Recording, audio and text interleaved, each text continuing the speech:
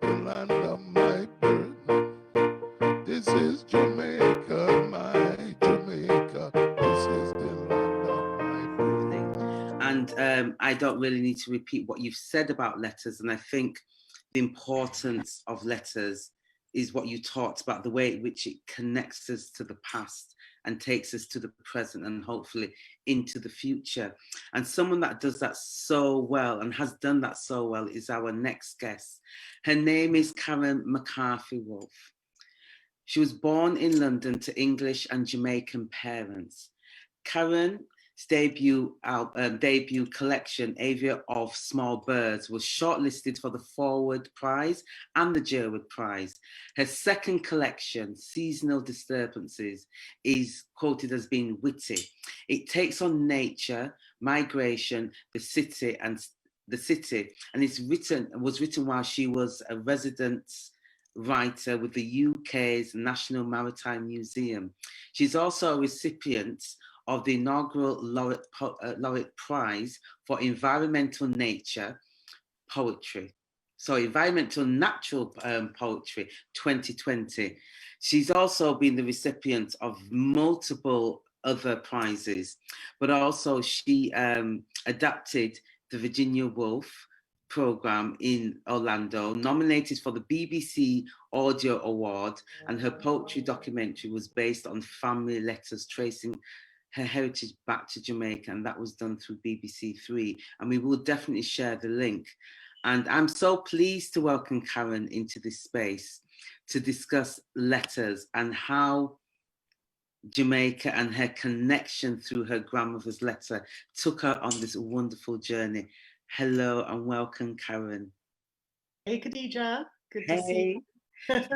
Lovely to see you. Now, you and I have a wonderful connection through letters and our journey to America, to Jamaica. But really what I'd like you to talk about is that journey, what the process of finding that letter and what that letter means to you. So can you take us through what the letter is about?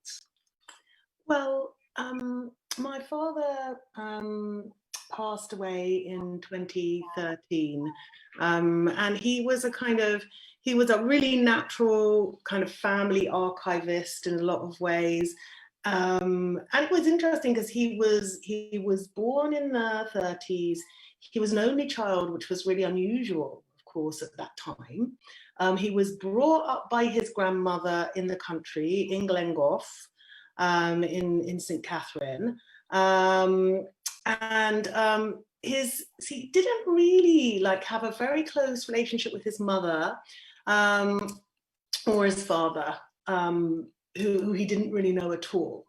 So, you know, he was, I think that was sort of part of his urge to really kind of keep this big archive of, you know, sort of family materials. So in 2018, I co-curated a festival for the BBC called Contain Strong Language, and also edited a book called Unwritten Caribbean Poems After the First World War, which was a commission for the centenary in 2018. And the aim of that project was to bring to light the experiences of the Caribbean peoples in that conflict, which have been, you know, kind of really written out of that history. And in poetry particularly, where, you know, the First World War poets are so iconic to British poetry, but yet, you know, those Caribbean stories and the Caribbean experience wasn't there. So I invited 10 other writers to come and write into that space. And so as part of my research for that, I started to look amongst my dad's effects and his papers. And I remember going down to my cellar and thinking, oh God, it's damp down here. I shouldn't be keeping these things down here. I need to bring them upstairs. Right, let me check this out. And I found this letter, and, you know, in a folder with a lovely ribbon, and with my grandmother's name on it, Kathleen Weir. And I brought it upstairs, and it's typed on, it's kind of typed on sort of long foolscap, and it's perfect. You know, there's not a single mistake in it. And it's a letter that was written to her by the pastor of her church, of which she was a member for 67 years. And it was written to her in December 1985. And it's and she died on Christmas Day, actually, December 1985. I never met her. And it's a letter really kind of commending her character and her service to that church. What I decided to do for that sort of particular sort of poetry research project was to take this letter and to use it as the sort of basis for the BBC Radio 3 documentary, which I was making. And I mean, the amazing thing was that I literally opened it up and the letter says, "Dear Sister Weir, 1918 was a year of myriad feelings." And it was like, oh my God, you know, it's like, it's right in the period of the time. And I wanted to learn about what was happening to Jamaicans at that time. And so I kind of took that letter and decided to sort of follow it on a kind of quite a sort of loose organic research trail, which took me to Jamaica, which for me was my first visit to Jamaica, which was also this kind of like real odyssey experience. And Khadijah, I listened to the radio program the other day, and you are also in it because we happened to be there together at the same time. We were in Jamaica at the same time. So it was your first time, 2018, your feet land on Jamaican soil. And carrying with you is this letter. Yeah. You're carrying this letter with you. So from that point on, what kind of emotions and feelings have attached to that? You're landing in Jamaica, this island that your grandmother and your father comes from, and the process from there. What happens? What are the first emotions that are connected to that letter and landing? Yeah, that's a really interesting question. I mean, you know, in terms of actually landing, I mean, I was really excited. I had a lot of anticipation. Not quite when I landed, but, well, you know what happened on the plane? So I literally, I was getting off the plane. I'd met this guy on the plane. It was a very interesting story. And that's in the program, actually, sort of like around, he was going for a funeral and his, you know, his family had been caught up in gang violence, and that's why he was going. So I was talking to him about that. Anyway, I started to get off the plane, and I looked right, you know, into first class, as you do. And then I was like, I saw this vision, and the vision was a woman. And I was like, oh my God, no way, this cannot be true. Anyway, I got off the plane, and there's a guy standing there with a little, you know, when someone gets met off a plane and then they have a placard with their name? Yeah. And I looked at that little notice, and it said, Grace Jones. And I was like, Grace is on my plane. I'm blessed. I'm blessed. From this moment on, my trip to Jamaica is blessed. Because, you know, if there's one artist and musician that I am fangirl on, it is Grace. So there you go. Yeah. You and I both. And I was like, this is amazing. Yeah. I'm just sorry that I wasn't on that same flight. And there you are in Jamaica. And let's take it from the point. So you've got Errol, the taxi driver, and you're there with this letter. I mean, I have a lot of memory about you and this letter, holding this letter and always saying, I've got this letter from my grandmother. And so we're going to the countryside, we're going up to St. Catherine's. So let's kind of take it from there in terms of your search and this information with this letter and your response to that. Well, obviously I wanted to visit the Jamaica National Archive, as you were also doing at the same time, you know, with your family research. And we also had 2 other people with us that were, you know, researching at the time. So I wanted to go up to the village and see if I could find the family house. So we had gone to Spanish Town,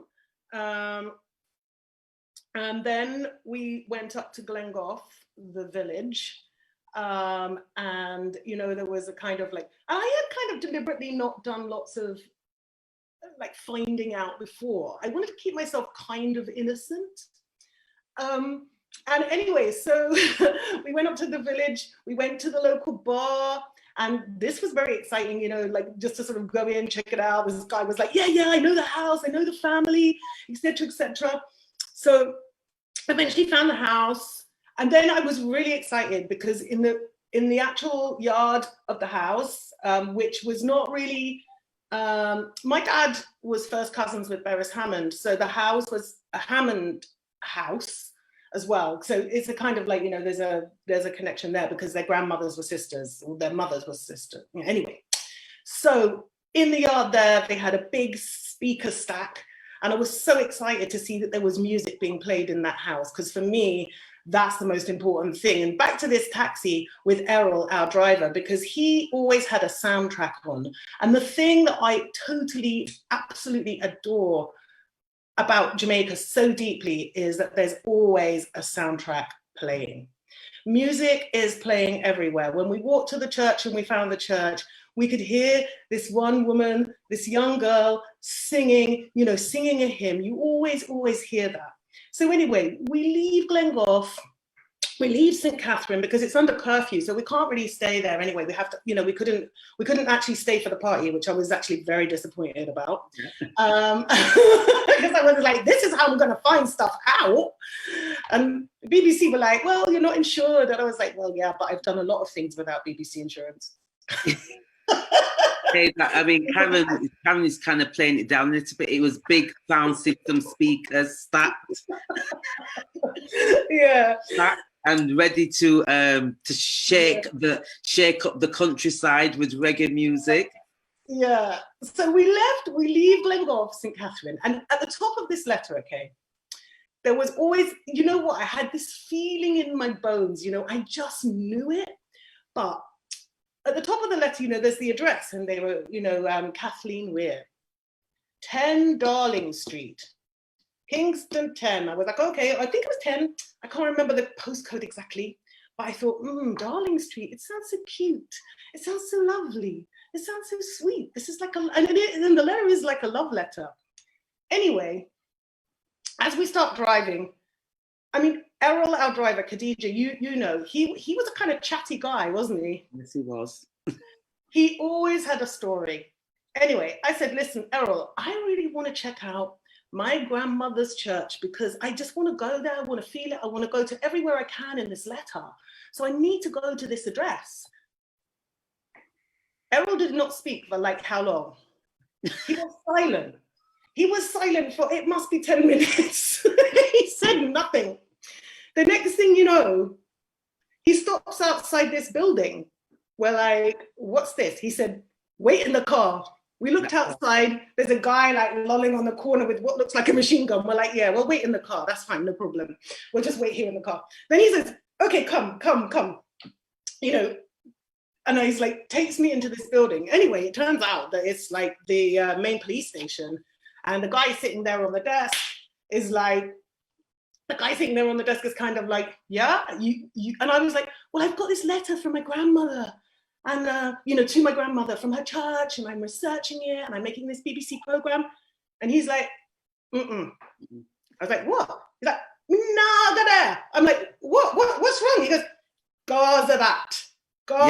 Minagada. And I was like, oh my God, Gaza? What is that? I was like, I was completely innocent, but it was like, essentially, my grandmother's church ended up being in what would, Khadijah, you would say is like, you know, the most kind of like area in the whole of Italy. It's very notorious. So for obviously for your first visit, I understood Errol's silence because actually before his silence, you said, I have this letter and I want to go to this address.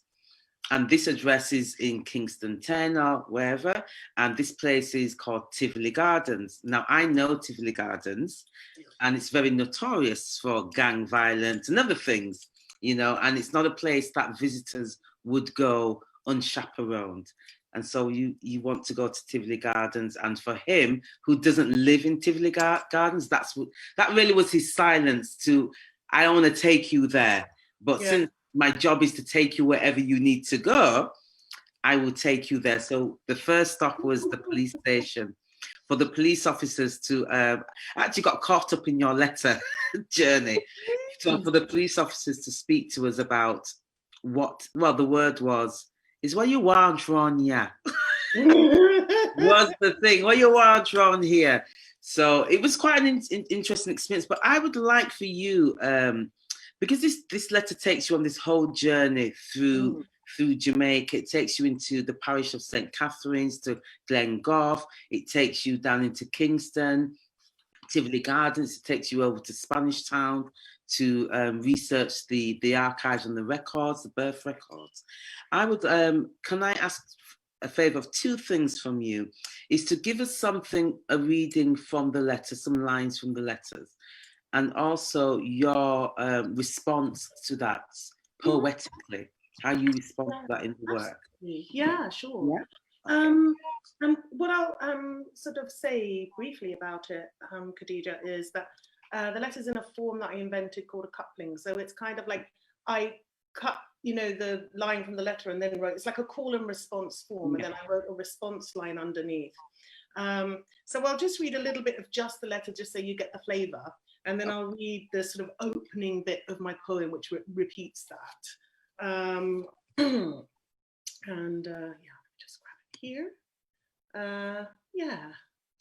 So this is Miss Birdie's letter. And I'll just read a little bit so that you get the sense of the voice. Dear Sister Weir, 1918 was a year of myriad feelings. There were new hopes of peace, and the realization of peace, the tumult of battle, was transformed into the victorious tumult of allied rejoicing. War, widows and orphans, those who fought and those who did not. Heroes and heroines now had to face post-war society. It was a time of joy, it was a time of sorrow, it was a time of hope, it was a time of despair, it was a time of faithfulness, it was a time of faithlessness. It was a time when God was blessed, it was a time when God was cursed. Momentous as this year was, it is not of that time that we wish to speak, but of you, our sister, Kathleen Weir. It was during 1918 that you trundled your way to us, 67 years ago that you were transferred from Glengough. You were one of many migrants from poor rural areas. You were one of the few who clung to decency and upright righteousness. Perhaps it is because in that year, 1918, you were among those who had hope and who blessed God. So I'll just leave it there so you get the letter, which is, you know, it's got this beautiful sort of like rhythm of the sermon as well, you know, which I really absolutely love about it. And so I'll just read a couple of little bits where I respond sort of underneath, and I'll read the bits of the letter that it responds to as well. Dear Sister Weir, dear Miss Birdie, 1918 was a year of myriad feelings. 2018 is a troubled year, an anxious period.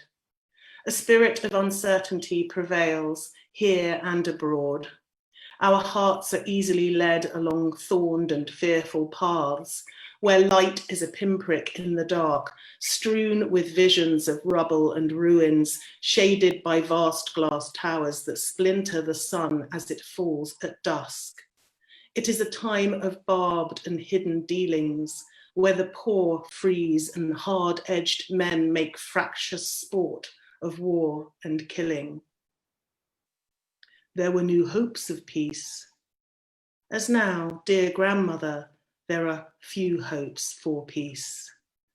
And the realization of peace, the tumult of battle, was and is wrought by aggrandized leaders whose accumulated tittle-tattle rattles at the gates, jangling the keys to freedom in the faces of those whose noses are kept close to the grindstone, whose limbs and minds are cannon fodder for those whose untruths are artfully transformed into the victorious tumult of unadorned commitment to the cult of profit, where the whoops of allied rejoicing, war widows and orphans, is still shamelessly exploited, as if the world might be divided among those who fought and those who did not, between those who favored thought and those who did not.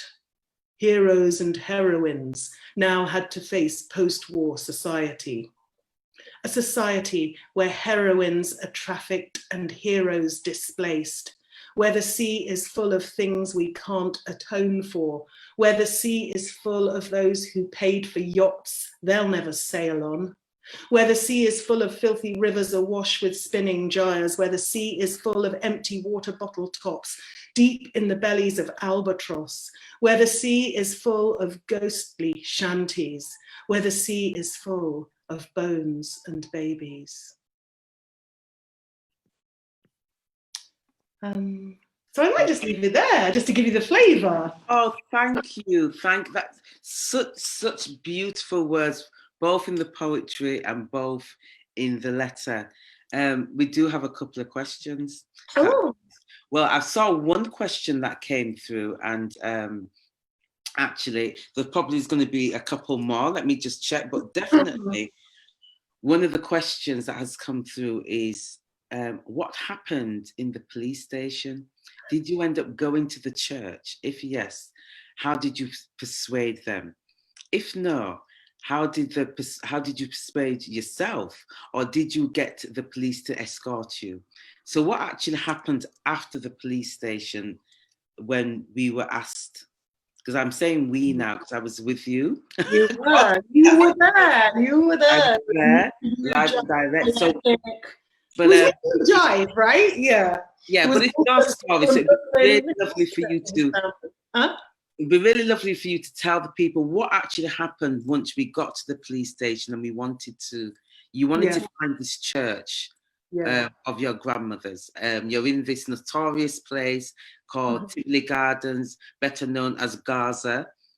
And what happens from that point on? Do you get to the church? Is the question. Yeah. Well, what happened is the chief of police said, no, I'm not going there. You're joking. We're not going in. And he said, but there is a sister church. The Ebenezer Baptist Church has a sister church. And that's sort of within the jurisdiction of where we might go. So, if you want to go there, you could go there. Now, at this point, because we've been in Spanish Town, we've been to Glengough, it's getting a bit late. Do you remember? Dusk was falling. It's getting dark. So we said, okay, yeah, let's go to the sister church. And they were like, what do you want to do in this church anyway? And I was like, I just want to get the vibe. I just want to get the feeling. So he's like, okay, yeah. And I said, I just really want to see it and be there. And that's sort of part of my journey.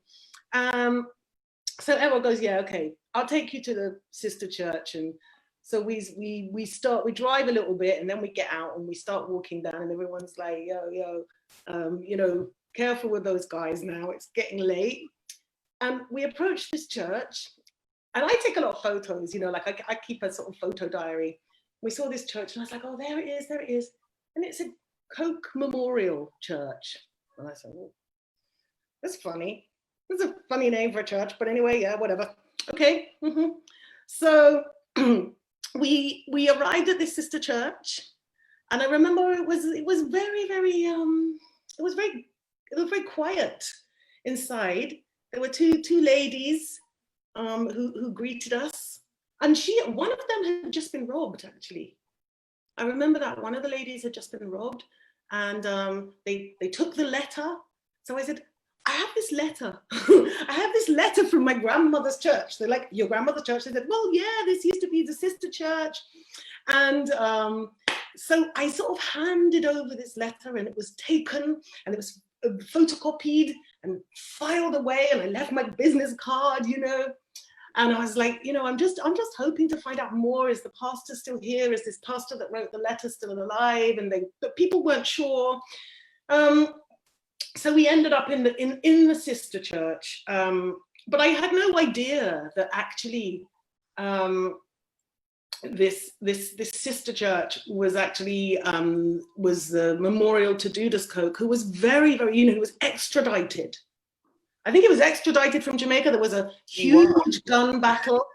I mean, it was absolutely, completely dramatic. And I think, you know, I was just really glad that I hadn't I had sort of left it to let the letter and its contents unfold.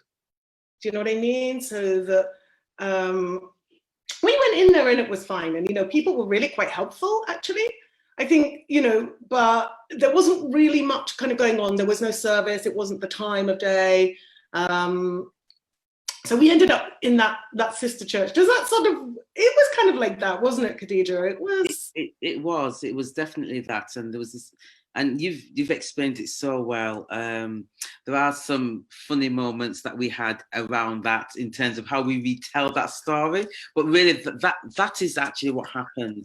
And for those people who don't really know that history of Jamaica, it's interesting to kind of read up on those areas, how those areas have changed from the time that your grandmother was there to the time that you arrived there. Yeah. So I do have one more question for you. I mean, somebody saying thank you so much for your work, and they're happy that they're in this event, hearing your poetry. It's stunning. And they're also talking about the importance of archiving and the importance of being able to preserve and untangle this material so that we can therefore write it and retell it. So there's a thank you from one of our audience members saying that. But I do have one more question for you, and then yeah, great. Yeah. And then I'll let you go. But it's, you know, I mean, you're really, what you're really doing for us is that you're really untangling that narrative that a letter is not just a letter. Yeah, it does connect us to the past and help us to kind of have some clarity of self in the present. But I wanted to ask you, how does that letter work as an extension of yourself in terms of heritage and faith and belonging? Do you find a sense of belonging to the island of Jamaica? I mean, how does it work for you in terms of... it was something that I didn't necessarily expect. I actually expected to feel a lot more detached from Jamaica than I did, but I literally felt it from the very core of my body. I felt very, very, very much part of the place. It was really profound, that aspect. In terms of the letter, I think, you know, it gave me a sense of my grandmother. Now I have a picture at home of my great grandmother, who, you know, my father was really quite close with because she brought him up in the country. But my grandmother, I didn't know very much about. And that letter gave me a real sense of her character, of, you know, of this woman that would have lived in this area, that, you know, it sort of, as it says, you know, she sort of came as a migrant in 1918. She came from the rural areas and, you know, and ended up at this sort of place in the city that would have, you know, sort of changed and mutated completely over time, you know. And I think it really, it's interesting letters, you know. I mean, as you know, when we, you know, the letter is wonderful for poetry. I just was looking in the chat and looking at the questions there, Khadijah. And the thing is that, like, the letter is very direct. It has a purpose. It addresses somebody. It's clear. It has an intention. And, you know, that intention of that letter was never a letter that my grandmother was going to reply to, which is often what a letter might be. And, you know, so my response to it is almost like this generational, it's an intergenerational reply. So my father is kind of like the sort of missing generation in that space. And it's kind of me, you know, making that sort of reverse journey that he made to the UK as part of the Windrush generation. He came in 57. And so, yeah, I think that the letter holds, and the funny thing is that, you know, when you're talking about that whole experience in the police station, you know, it was the letter. We had this official letter from the church, and that was the thing, you know? It was like, yeah, it's okay, bullets are flying, but we got a letter.